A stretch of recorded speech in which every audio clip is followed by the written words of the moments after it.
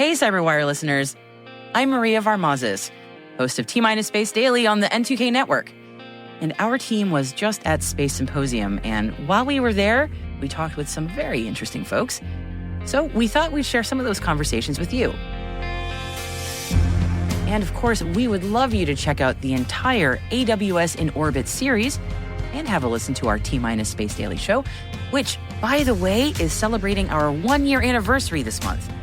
You can find us at space.n2k.com. Thanks for listening.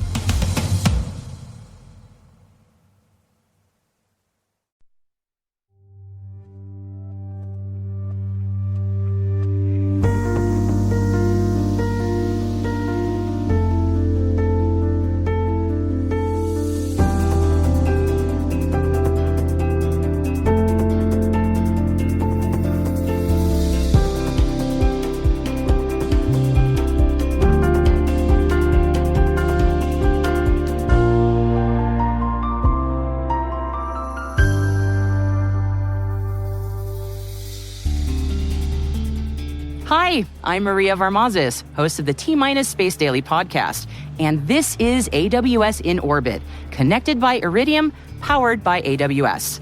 And we're bringing you the third installment of AWS in Orbit, the podcast series, at the 39th Space Symposium.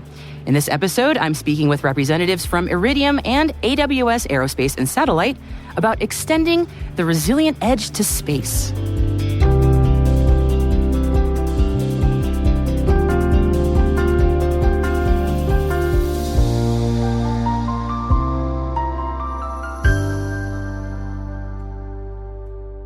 Okay. Jim, can you start and tell us a little bit about yourself? Sure. I'm Jim Tran. I lead the government solutions team for Iridium. Part of my mission is to help evangelize, help educate, really push more capabilities out to our end users. That's, of course, U.S. forces, intelligence community customers, and coalition partners as well. Firstly, I just wanted to say how important AWS is to us. As a company, especially how we are truly pushing capabilities to a tactical edge, and looking forward to jumping into some use cases as we continue. Fantastic. Clint, over to you, please, for an intro. Yeah, thank you. And thank you, Maria. And Jim, thanks so much for being here. Jim and I have known each other for a few years. The space industry is smaller than you might think. And so we have an opportunity to work together in a number of different ways, but really do appreciate the partnership from Iridium and you in particular, Jim. So I'm Clint Crozier, and I think I have the coolest job in the world. Jim can arm wrestle me if he wants to, but so I spent 33 years on active duty in the U.S. Air Force and the U.S. Space Force. My whole career flying satellites and launching rockets. So I used to command the GPS satellite constellation that we all use. I've commanded missile warning satellites and communication satellites and done space launch and space policy.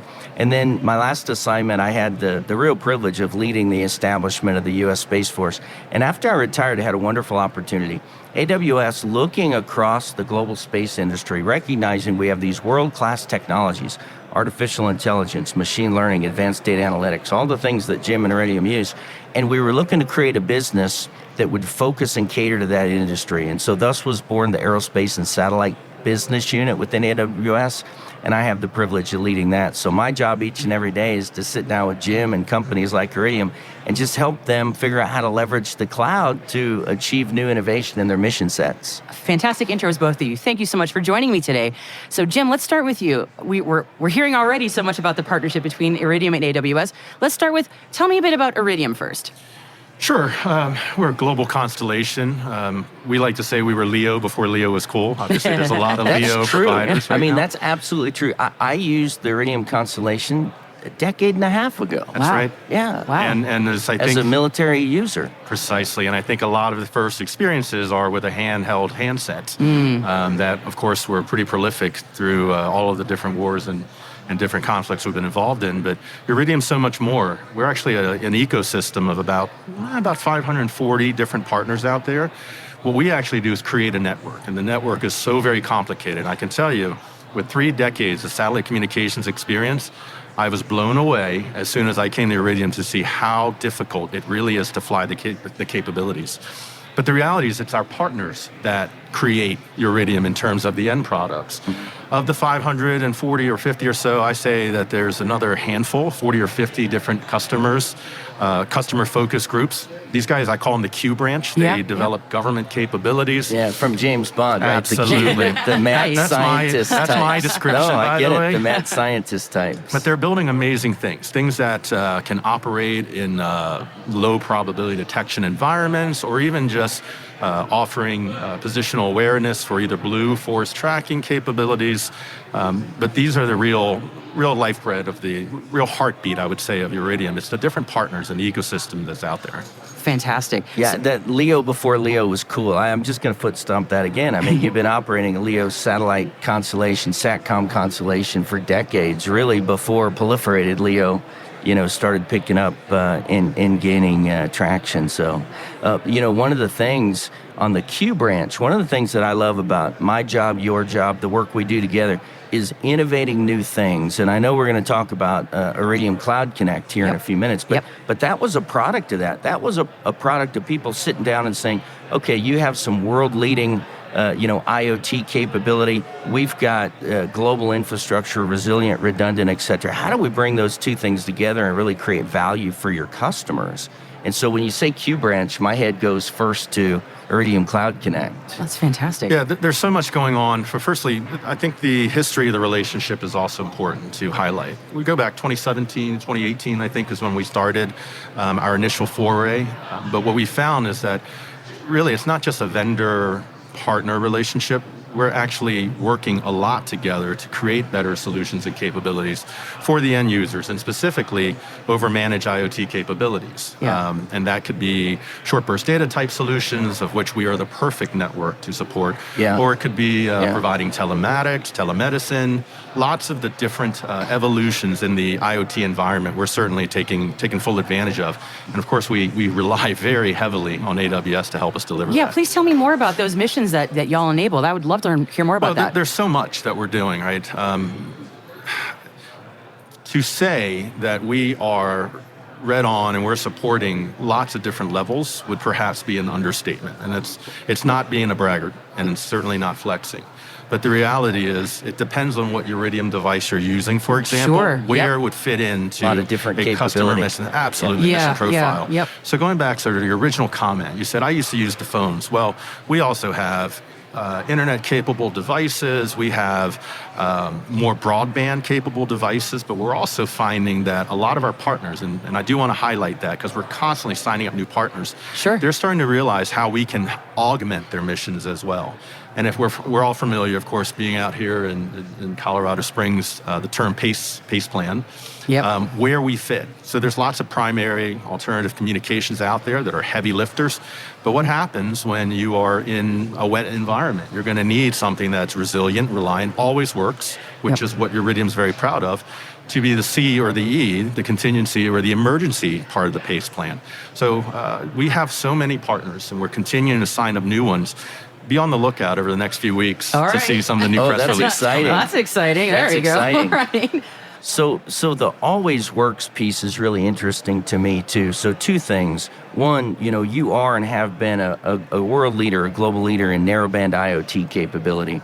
And the win-win piece, back on Iridium Cloud Connect, the win-win piece is you've got world-leading capability for narrowband IoT, device management, Internet of Things. And I read something the other day that experts believe that there will be some 50 billion devices connected in the IoT environment in the next 5 years. Isn't it? I can't even get my head around that. Yep. And even if they're off by 10%, so it's 45 billion. I don't know. Who's counting at that point? Very Look up numbers, right? Yeah. So I mean, world leader. And then when you think about, so you've got that world leading capability. And we have hundreds of thousands of customers, millions of customers who are thirsty for an IoT capability to connect their devices and already building and operating on the AWS cloud. Where the win-win comes together is we have some customers, remote oil and gas, remote agriculture, et cetera. And so we sort of had a gap in the AWS cloud is almost everywhere, but not everywhere. But you, with your 66-ball constellation, as we say, global coverage on the LEO side, you can provide that last tactical mile, that last tactical foot, if you will. So you're literally connecting disadvantaged users that wanted to use narrowband IoT but just didn't have that last mile access to the cloud. Iridium provides that. And Right. it's sort of, it closes the loop on both sides of the mission. I couldn't have sold that better myself, honestly. Great. Yeah, the reality is we do rely very heavily on our partnership to really create that optimal capability and performance to the edge. And you're absolutely right. Some of the use cases there, it's not just, the aforementioned solutions, but even tracking cattle, for example. Oh, yeah. And figuring out, migration of animals, for example. There's so many different applications out there. But it's a lot more than, of course, just the commercial or the government side. It's really connecting the entire planet. And I agree, that number will probably rapidly I think it will. outpace. I think it's low. Yeah, I think it's low. By the way, when you talk about tracking cattle, the ways, Jim, over the course of our careers and our lifetimes, the ways we're seeing, I would never have envisioned the ways we're using space data today. I mean, 5 years ago, 10 years ago, I never would have thought.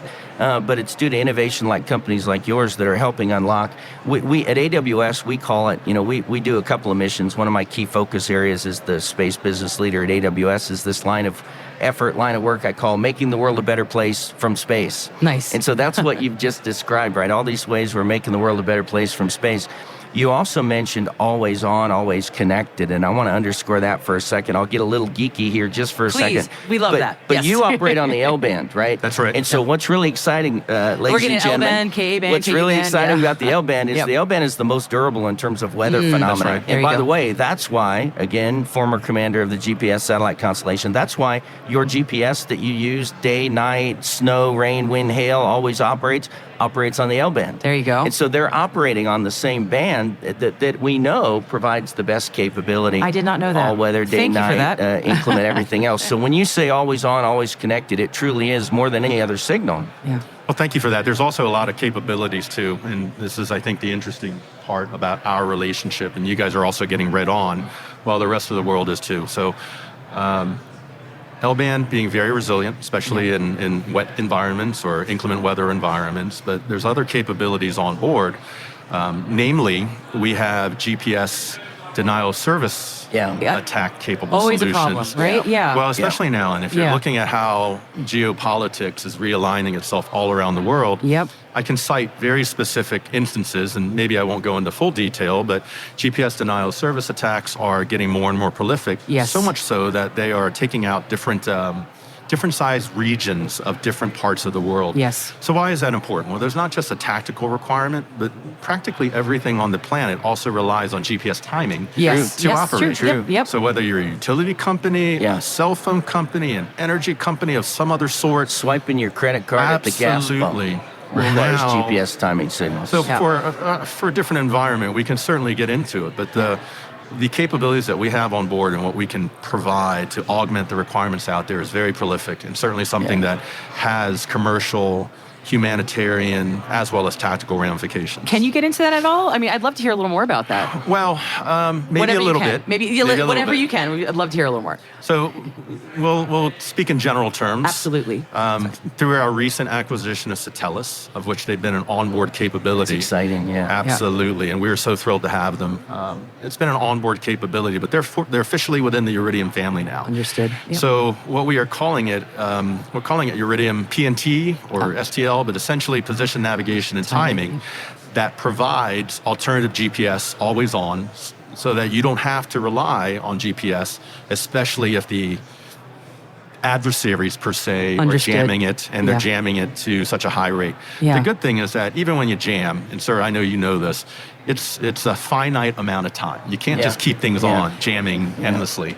Yeah. But at some point here, why even bother with that? Let's create the alternative solution today that they can't jam, and then make sure that we don't have to have disruption again in our daily lives. We always want resiliency and redundancy in any mission, by the way, whether it's weather or ISR or space-based observation, whatever. We always want resiliency and redundancy, and you provide that. You're bringing that not only with the new Satellus, but I think you'll agree, having built on AWS, we provide sort of that global resiliency and redundancy to operate your constellation. So that's another great point. So with AWS, it's not just what we're doing commercially. There's also ramifications to the government. Yeah. We are the EMSS contract holder. That is a specific contract that supports all U.S. government end users. Enhanced mobile satellite service. Thank you. I was just gonna ask. Enhanced Thank you mobile very much. satellite service. Yep. Precisely. Thank you. So the reality is that we call it the DoD's family plan.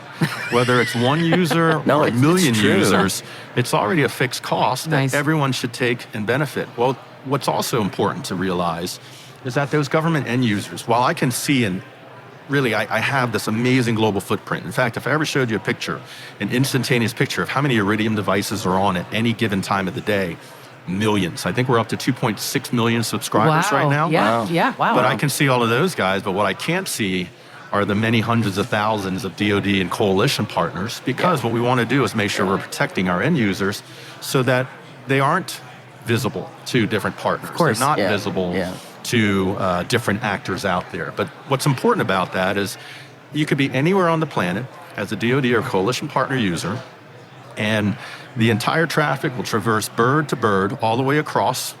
Bird's an old term. We like to say space vehicles. Yeah. But it'll traverse the entire network and only land in one location, which is, of course, Hawaii, where we are also very connected and working together, not only for current capabilities to deliver tactical communications to the edge, but we're now also talking about what the next generation offering looks like.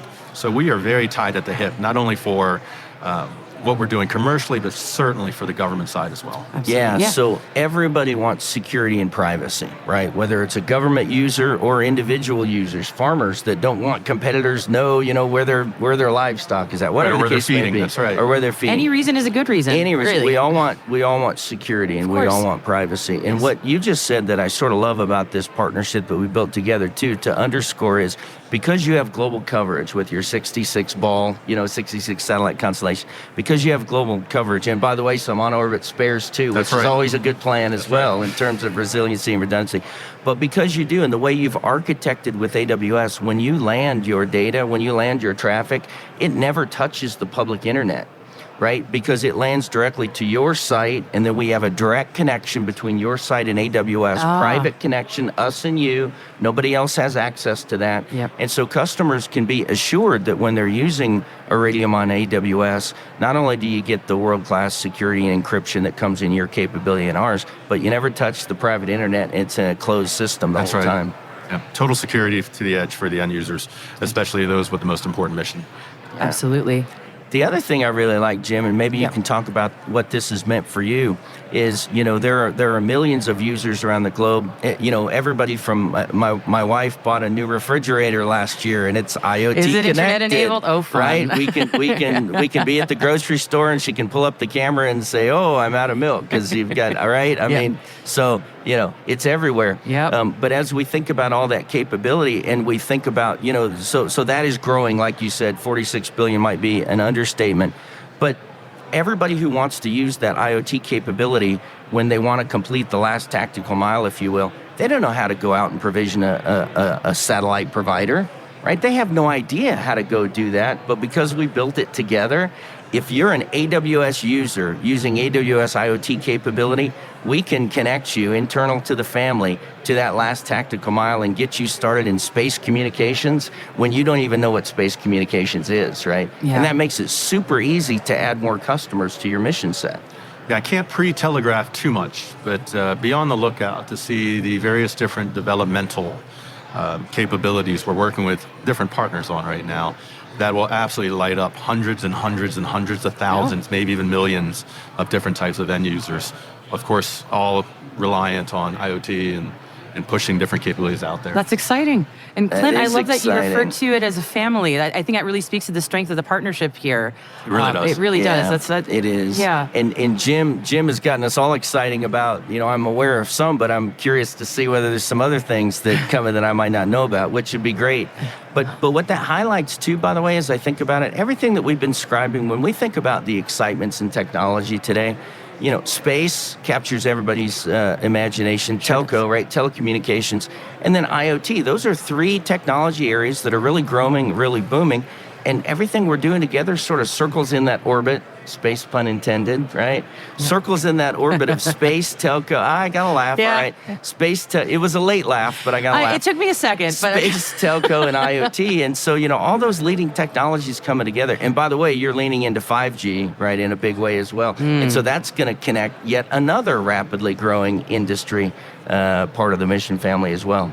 Yeah, so we are absolutely leaning forward 5G, looking at different alternatives and NTN type of activities.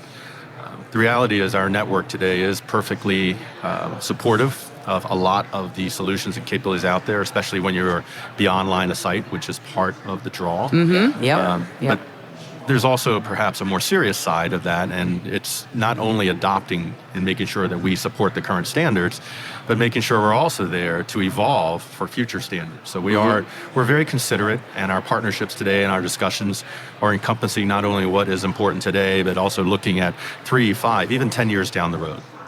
Scalability and flexibility. We have to build future capabilities together, not just that satisfy the technical requirement today, but can expand flexibly and scalably, as I said, to grow into what? Because the industry's changing so fast. That's right. Yes, sure is. So you Yep. have to build it in a way that it can be modular and Yeah. scalable. And you're doing that, and that's wonderful. I love seeing that. I've been really enjoying listening to the two of you. You clearly have a wonderful working relationship. It's fantastic. And I think it just speaks so well to how well Iridium and AWS work together to do so much for their customers. So it's just really been fantastic. I know we're coming up on time. It has flown by. I want to make sure I give you each a chance to give us some parting thoughts.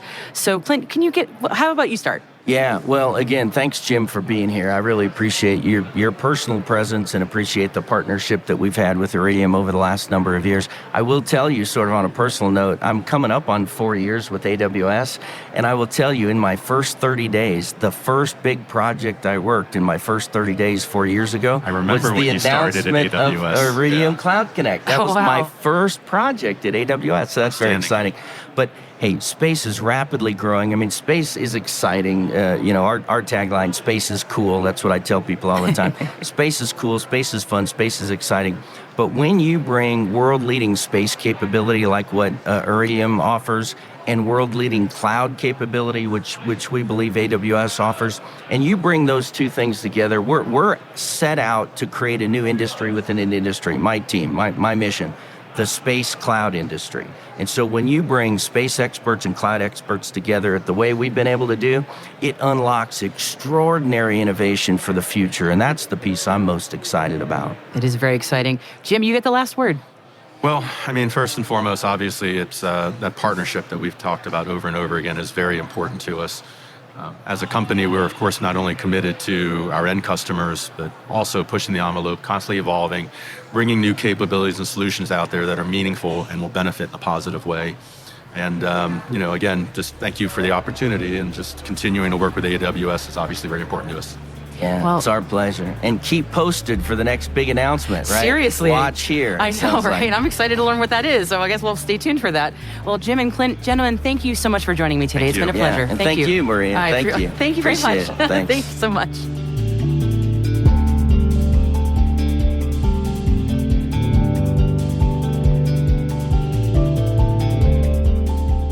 This episode was produced by Alice Carruth and Laura Barber for AWS Aerospace and Satellite.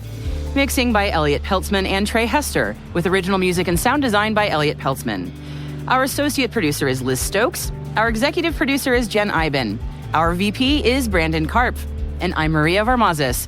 Thanks for watching. We'll see you next time.